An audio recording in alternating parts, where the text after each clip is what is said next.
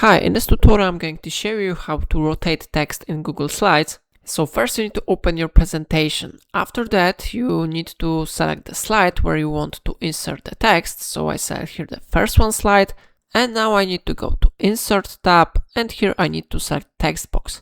After that I draw here a simple text box and I type here a text. For example, I will rotate this text.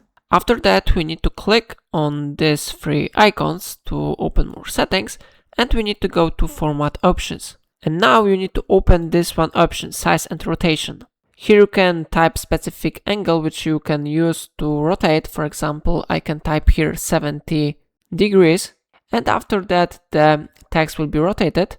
Of course, you can type here, for example, 90 degrees.